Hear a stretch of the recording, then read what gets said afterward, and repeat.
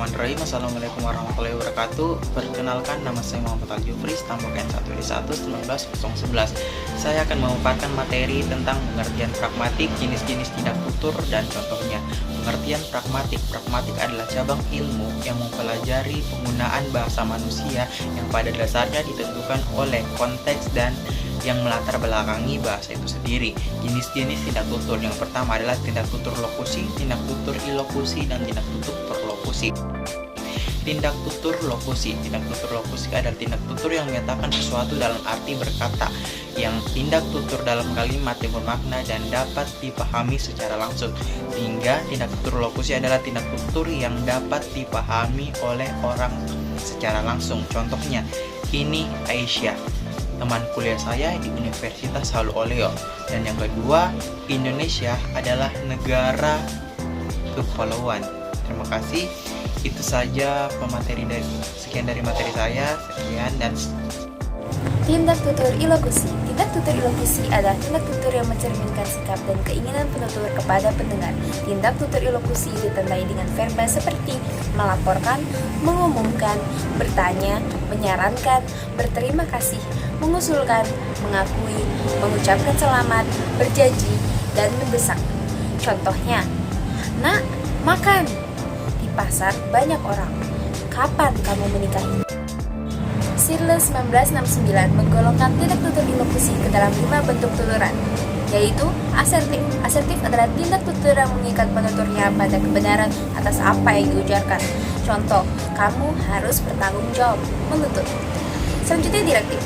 Direktif adalah tindak tutur yang meminta mitra tutur untuk melakukan tindakan yang disebutkan dalam tuturan itu. Contoh, tolong tutup pintu itu, menyuruh. Selanjutnya ada ekspresif. Ekspresif adalah bentuk tuturan yang berfungsi untuk menunjukkan sikap psikologis penutur terhadap suatu keadaan. Contoh, kamu cantik banget, memuji. Selanjutnya ada komisif. Komisif adalah tindak tutur yang mengikat penuturnya untuk melaksanakan apa yang disebutkan. Contoh, demi Allah, aku bukan pelakunya, bersumpah. Yang terakhir adalah deklaratif. Deklaratif adalah tindak tutur yang menghubungkan isi tuturan dengan kenyataannya. Contoh, saya nikahkan saudara. Itu adalah contoh mengizinkan. 1. Tindak tutur perlokusi. A. Tindak tutur yang berkenaan dengan adanya ucapan seseorang sehubungan dengan sikap dan perilaku non-linguistik dari orang itu. B. Tindak tutur yang pengutaraannya dimaksudkan untuk mempengaruhi lawan tutur. C. Tindak tutur yang mempunyai daya pengaruh atau efek bagi yang mendengarkannya, yang secara sengaja atau tidak sengaja dikreasikan oleh penuturannya.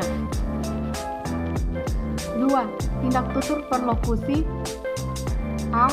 Tindak tutur perlokusi verba yang menandai antara lain membujuk, membuat jengkel, menakut-nakuti, menipu, mendorong, menyenangkan, melegakan, mempermalukan, menarik perhatian. Misalnya, seorang dokter yang berkata kepada pasiennya, mungkin ibu menderita penyakit gagal ginjal. Tentu akan membuat pasien menjadi panik atau sedih. Contoh lain tindak tutur. A. Sebentar lagi harga BBM naik. Atau mendorong dan menarik perhatian masyarakat untuk menimbun BBM.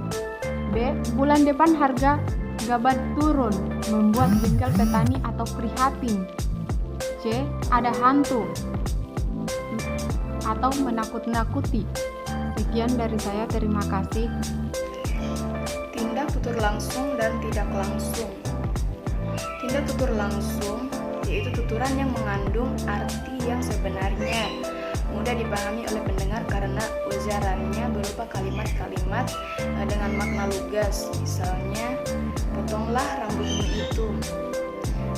Tindak tutur tidak langsung adalah tuturan yang mengandung makna atau arti yang tidak sebenarnya dan hanya dapat dipahami oleh pendengar yang sudah cukup terlatih dalam memahami kalimat-kalimat yang bermakna konteks situasional. Misalnya, yang pertama, ada makanan di lemari, itu maknanya minta diambilkan makanan.